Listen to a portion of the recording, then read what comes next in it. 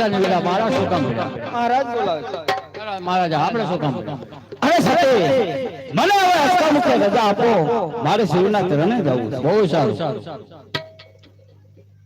એ આજે માતાનો અમુંગ છે